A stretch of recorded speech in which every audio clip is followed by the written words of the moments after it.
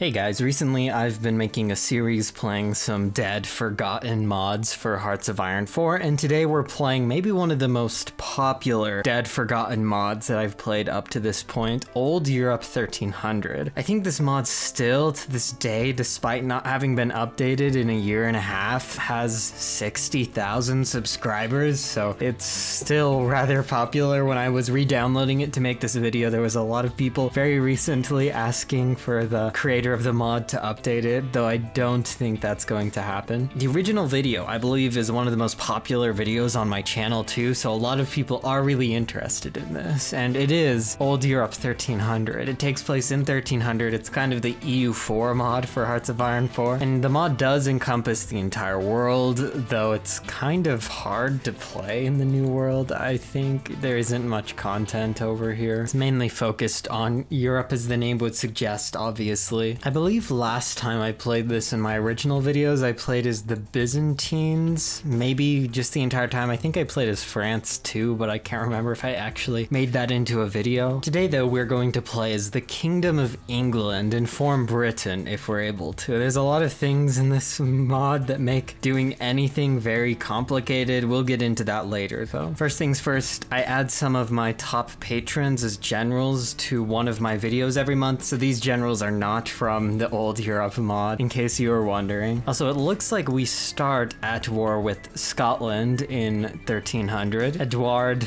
I here, invading the north, though it's going to be kind of difficult to break up there, I assume. And notably, the Knights Templar controls London Castle. That's kind of fun, but also not very good. I feel like it's problematic if London Castle is controlled by another nation. Well, it's not really a nation, but they're doing Illuminati things, probably. We'll be able to invade them soon, I guess after Scotland, but invading them might be a bad idea because we can't capitulate them. Also, as you can see here too with London Castle, there's cool castle icons. I think they changed the name to castles too. They're not called, oh no, they're still called land forts. But yeah, there's the nice 3D models for the medieval pikemen, and of course, we still control Antiquain down here. In terms of focus trees, as England, we don't have a focus tree, we just have the generic focus tree. So we have the religion focus tree, but unfortunately we're not allowed to do a funny religion as England. I guess we can become Ethiopian Christians, but yeah, unfortunately no becoming Shinto as England. Some countries have unique focus trees though, like France. They have a rather big unique focus tree where they can get cores on most of Europe. Integrate Poland.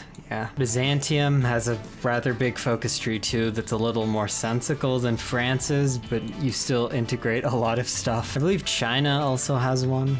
Yeah, there's a bit of content, but we're not even getting to the real thing that makes Old Europe 1300 Old Europe 1300. And never mind, Scotland is not going to withstand any sort of assault. They're immediately retreating. The mountains aren't doing them any favors. Here we have a decision to form the UK, but to form the United Kingdom, we have to own all of Ireland too. I don't know. That's kind of interesting. We don't have enough money to justify against Ireland though, so we will wait until our funds increase. And since we're talking about funds, let's talk about the economy, because that's the big thing in this mod. For better or for worse, there's this crazy economy system. And after making a full series on this mod a couple years ago, I figured out how it all worked, but it's not very intuitive. Political tab is replaced with this crazy thing where you can choose all of your different laws, and there are a lot of different laws. And in addition to having normal advisors, you also have a class tab here. You manage your relations with all the different groups in the country. This reminds me of those Sort the Court type of games, but we won't be really managing that. And then there's the economy, the real economy screen.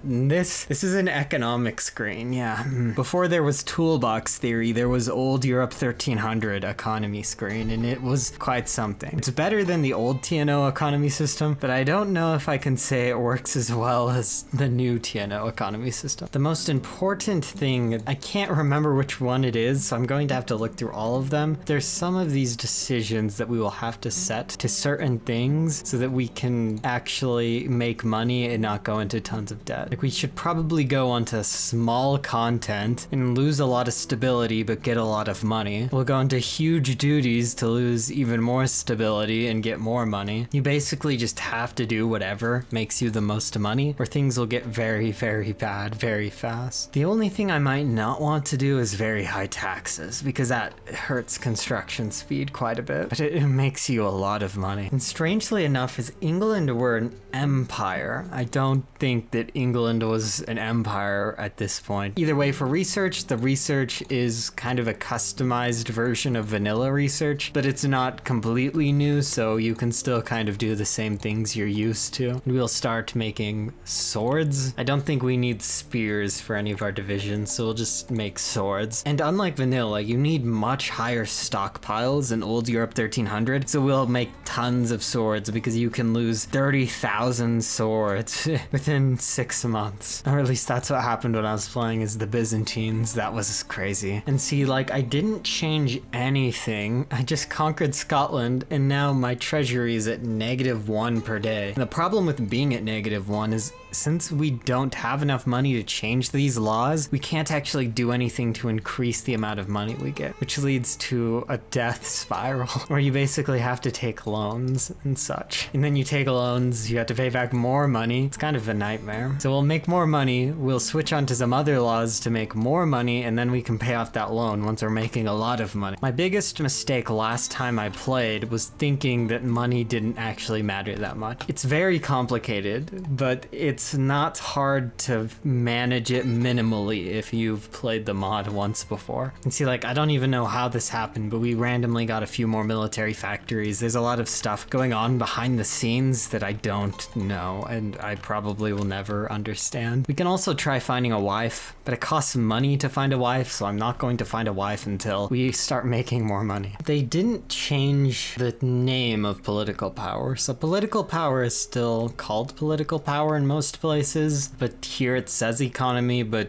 anything that says it gives us political power is just giving us money. And then we have to use money to do everything that political power did in vanilla. Now all of our civilian factories are gone too. Yeah, I guess it's those loans. I forgot, if you take loans, you lose civilian factories. So somewhere here, yeah, here we're on partial decentralization, which is also bad. And I took out another loan, and then I went on to huge duties, so now we're making a lot of money, and we can work to pay off those loans now, probably. Yeah, we're at 9 loans, and I think the maximum here is 10. Some random thing on this long list of modifiers will change eventually, though, and then we might start losing money with all the loans. That kind of just happens. This mod is kind of confusing. Oh yeah, I forgot we can demand money from the townspeople. I believe if you make these people angry, it can lead to rebellions, but I'm just going to demand the money. They like us so much anyways that we might as well anger them a little bit. Also, it may seem like France and Byzantines are kind of overpowered with all these decisions to get tons of cores, but you can core any territory as any country in this mod, similar to EU4 where there's a core mechanic. Here you just pay 200 ducats to core any state. We won't be doing that though, because we have the decision to form the UK, which gives us cores on all of Scotland and Ireland too, I believe. Either way, if not, we can just do the decision to get cores on this one state. And then maybe we can move to preparing for something to happen with France or going to the New World. Yeah, it's really unfortunate though, because we can do the pagan roots focus, but they never added a Celtic religion onto this, so we would just be stuck not doing anything. The only reason I'm doing these focuses, by the way, is to get the political power that comes with the focus. In this timeline, we've had the great idea to just enslave people in London. Yeah, this is going to end well. And we'll finally pay off our final debt. That's good. We will stay out of debt for the rest of the game, most likely, until some crazy random thing happens and we have to take a loan because our economy has died. And here's a perfect example of the rebellion mechanic. A random rebellion just popped up in France, the Free Army. This thing happens a lot. When I was playing as Byzantium, it happened all the time. I believe it has to do with your classes being angry or conquering territory. Really, it was really difficult to tell what was triggering them, but we will figure out, I'm sure. It looks looks like there was a ton of silk that was being produced in Ireland there, so we're rich now. Or cloth. Hopefully it doesn't crash the game. Good. And we're the United Kingdom. We have the Union Jack in 1300. I guess we don't have this land in France cored, so we can spend money to core that now that we fixed our economy. See, and here's the reason that we use so many swords. So you need 3,000 swords for 3,000 men, which makes sense. In Hearts of Iron 4, infantry equipment, I think just means 10 guns. But in this, one sword equipment just means one sword. Okay, and here's another important thing to pay attention to, because this can start the economic death spiral I was referring to. Our corruption increased, which made our money go down by 110%. So we have to go here and click low corruption level. It's important to do that before you get onto high corruption and lose all of your money and then are unable to decrease corruption. Death of the ruler. Okay, Edward is gone. We now have Jim the Great. Yeah, maybe this is why our ruler died. There's a plot that looks like you can very easily kill the ruler just by spamming this a few times. Very nice assassination thing. We don't really need to do that though. I was just doing this to figure out how big France's army is so I can build a bigger army than France and we can do the whole 100 years of war thing. Yay. And the corruption is already back to average. It's kind of crazy, or it's high now. See that this is how fast it's increasing in real time. I don't know why we're so corrupt. Maybe we should just stay at high corruption because we're wasting so much money lowering corruption that I don't know if it really accounts for the money we're saving. Yeah, our economy is dead now. This is really the old Europe 1300 experience. I'm not doing a focus, which doing a focus takes 1 ducat every day. My economy is still kind of gone right now. Don't know exactly what changed. I guess it looks like maintaining the economy increase. What maintaining the economy means though, I'm not sure. Yeah, we get this event every month. Our stability is okay right now, but it's going to hit 0. I guess we'll do royal marriages too. I don't know if there's a personal union mechanic like in EU4, but we'll just do these royal marriages. They're basically free, so might as well. Okay, and before we get a civil war for extremely unclear reasons, we're just going to invade France for good measure. Maybe that'll make people happy if we invade France. And our army, despite being much smaller than France's, is doing a very good job of destroying them. We've basically defeated France, but this weird country is taking over Britain. France is also holding on to the very last victory point, which is annoying. And that's good. I guess we will just take France. I don't know what else to do. I think if we puppet them, we're not going to get any sort of economic benefits. Oh, and they immediately have a rebellion. Technically, the rebellion has more soldiers than our entire army. Anyways, elsewhere in the world, it doesn't look like very much is happening. From my